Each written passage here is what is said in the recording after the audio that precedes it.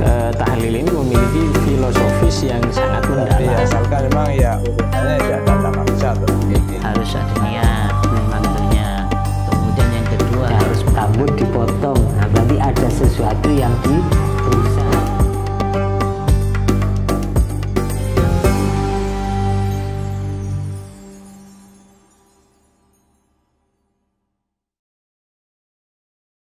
Assalamualaikum warahmatullahi wabarakatuh.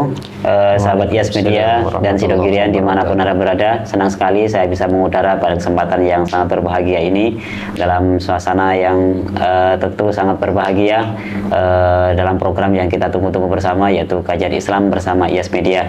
Sahabat sekalian, sudah hadir di tengah-tengah kita narasumber kita, yaitu Ustadz Yahya Ahmad. Kita sapa dulu beliau. Assalamualaikum Ustadz. Waalaikumsalam warahmatullahi wabarakatuh. Ceria sekali hari ini, Ustadz. Ya, karena ketemu dengan antum. Wah, lama tidak ketemu. Sudah lama tidak mengudara ini. Iya. Masih aktivitas Ustadz setiap hari? Aktivitas seperti biasa. Alhamdulillah. Hikmah maksimal. Alhamdulillah. Mudah-mudahan terus istiqomah. Amin, amin. Tema kita pada kesempatan kali ini berkenaan dengan akidah, Ustadz, karena memang antum pakarnya di akidah, maka tentu pembahasan kita berkenaan dengan akidah.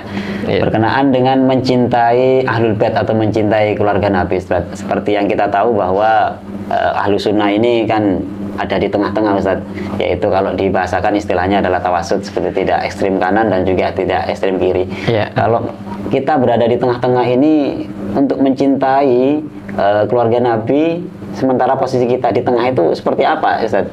Gitu. Ya, maksudnya ya. Iya. Maksud dari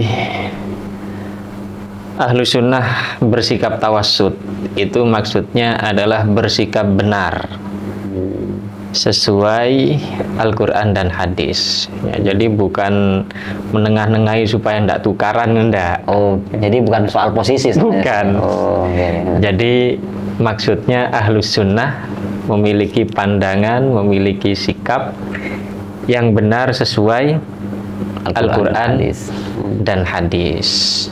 Ya, jadi dalam soal apa ini, mencintai Ahlul Bait kan gitu ya. Iya. Jadi ada kelompok yang mencintai kelewatan sampai keluar dari koridor agama, sehingga menjadi takdis, yakni mengkultuskan atau mendewakan Ahlul Bait. Nah, ini kan sudah keluar dari mencintai yang benar. Ya, karena sudah mendewakan. Bahkan sebagian menuhankan sampai menyembah kan gitu. Ya, seperti betul, golongan Sabaiyah itu. Ya. Nah, ada yang nggak cinta, meremehkan. Bahkan bukan sekedar meremehkan, sampai mencederai, bahkan membantai. Ya kan, dalam sejarah ya, begitu. Ya, membantai kepada Ahlul Bait. Nah, ini sesuatu yang di luar kebenaran juga. Ya, jadi antara terlalu mencintai dan terlalu membenci. Nah, maka Ahlus Sunnah berdiri sesuai dengan perintah dan tuntunan Al-Quran dan hadis, yaitu mencintai dengan benar. Itu yang dimaksud tawassut. Ya. Terus dalam kaitannya kita mencintai terhadap keluarga Nabi, mencintai Ahlul Bait, kaitannya dengan keimanan ini seperti apa, Ustaz? Ya, itu adalah konsekuensi dari kita mencintai kepada Nabi Shallallahu Alaihi Wasallam. Jadi sebelum bicara dalil, logika cinta dimanapun begitu. Ya. Jadi ketika kita cinta pada seseorang, tentu secara refleks ya, kita tidak hanya cinta kepada orang itu, tapi cinta kepada segala sesuatu yang terkait dengan orang tersebut. Nah, kan gitu. Ya, betul. Nah, ini disebut dengan mantikul hub. Logika cinta kan begitu. Ya. Jadi kalau tidak begitu ya berarti cintanya palsu. kan gitu. Jadi ada syair amurru ala diyari Laila, kan gitu. Syair Laila Majnun. Amurru ala diyari Laila uqabbilu dal jidaro wa dal jidaro. Jadi saya melewati satu rumah, yaitu rumahnya Laila. Saya ciumi tembok-temboknya, kan gitu. Wa ma hubbud diyari saghafna qalbi walakin hubbu man sakanad diyaro. Saya sampai nyiumi tembok-tembok itu bukan karena senang kepada tembok, kan gitu. Betul. Tapi yang membuat hati saya tergila-gila adalah penghuni penghuni rumah tersebut. Nah, itu bahasa cinta yang tidak dibuat-buat. Jadi kalau cinta masih milih-milih, ya, ada satu keluarga yang saya cintai itu cuman ibunya, ayahnya tidak dicintai, ya, adiknya tidak dicintai, anak-anaknya tidak. Kenapa? Karena ibunya ini yang rajin ngasih uang. Nah, berarti bukan cinta yang hakiki, kan begitu. Nah, itu sebelum kita pada dalil-dalil yang sudah maklum, nah itu bahasa cinta belaka. Ya. Jadi jika kita benar-benar cinta kepada Rasulullah Shallallahu Alaihi Wasallam, maka secara refleks, secara daruri, kita akan mencintai segala sesuatu yang berhubungan dengan beliau, dengan kabilah beliau, dengan bahasa beliau, dengan tradisi beliau, kebiasaan beliau, segala sesuatunya. Segala sesuatu ini yang melekat dengan Rasulullah. Iya, ini bahasa cinta begitu. Berkenaan dengan, karena memang ini kaitannya dengan keimanan, Ustaz, ya, karena mencintai keluarga Nabi dan merupakan bagian dari sesuatu yang berada di antara Nabi itu sendiri, kan, seperti itu. Kalau mengikuti pembahasan di akhir-akhir yang sudah marak sekarang ini, sebenarnya kalau kita lebih ke keluarga Nabi, Ahlul Bait itu seperti apa dan siapa sebenarnya, Ustaz? Ahlul Bait secara istilah katanya ulama adalah ya keluarganya Nabi yang di situ mereka itu diharamkan untuk menerima zakat. Ya, tentu kemudian bukan hanya mereka yang hidup pada zaman Nabi itu, ya, Sayyidina Abbas dan keturunannya, kan begitu. Bukan hanya beliau, bukan hanya Sayyidina Ali dan bukan hanya Sayyidina Ali saja, bukan hanya Sayyidina Abbas saja, ya.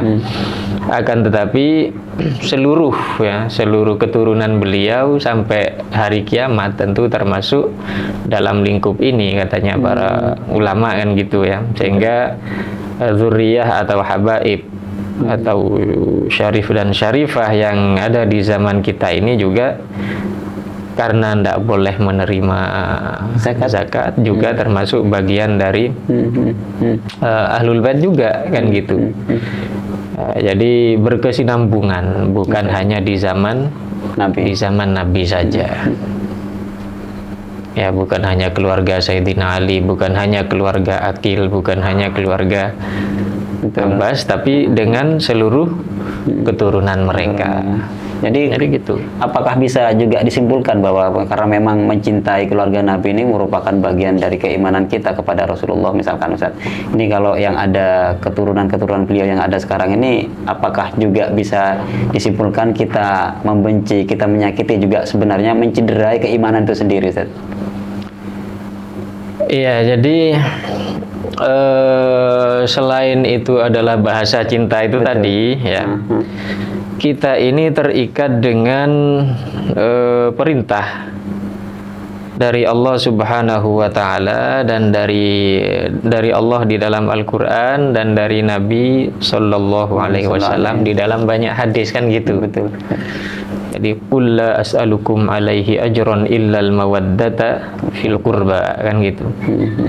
Yang memerintah bilang qul ini kan Allah Subhanahu wa Ta'ala. Saya di dalam berdakwah, katakan Muhammad, saya di dalam berdakwah nggak minta bayaran, akan tetapi mawaddah fil qurba, kasih sayang di dalam kekerabatan. Ini ada yang bilang bahwa orang-orang Quraisy ini adalah kerabatnya Nabi semua, jadi mereka diminta untuk supaya tetap baik dalam silaturahim kan gitu. Dalam penafsiran yang lain maksudnya adalah kita ini umat Nabi Muhammad SAW itu diminta untuk mencintai dan berkasih sayang dengan keturunan dari Nabi SAW. Kalau hadis ya banyak hadis-hadis yang mengaitkan ini dengan keimanan, atau lebih tepatnya sempurnanya keimanan kan gitu. Keimanan, ya. Misalnya ada hadis la yu'minu ahadukum, ya kan gitu. Iya, ya. Tidak beriman, yakni tidak sempurna iman salah seorang dari kalian, hatta akuna ahabba ilaihi min waladihi wa walidihi wan nasi ajma'in, gitu. Sehingga saya lebih dicintai oleh dia daripada anaknya, daripada ayahnya, daripada ibunya, daripada semua orang di dunia ini. Nah, jadi itu kalau tidak menempatkan Nabi di dalam cintanya itu di grade teratas, maka berarti tidak, yakni dari kalangan manusia ya. Belum dikatakan sempurna keimanannya. Nah, dari sini kan jelas kaitan mencintai Ahlul Bait dengan keimanan seorang mukmin. Ya kan gitu. Iya. Baik. Terima kasih Ustaz atas penjelasannya, sudah berkenan hadir pada kesempatan kali ini. Diskusinya pendek akan tetapi ini insya Allah sangat berbobot dan sangat bermanfaat. Amin. Jika ada hal-hal yang nanti butuh didiskusikan lagi, kita insya Allah bisa berjumpa lagi Ustaz. Insya Allah. Baik, sahabat sekalian, itulah tadi perbincangan kami dengan Ustadz Ayat Ahmad berkenaan dengan mencintai keluarga Nabi yang dalam kaitannya dengan keimanan kita. Mudah-mudahan penjelasan tadi menjadi penjelasan yang sangat barokah dan manfaat untuk kita semua. Dari kami kurang lebihnya mohon maaf. Assalamualaikum warahmatullahi wabarakatuh. Waalaikumsalam warahmatullahi wabarakatuh.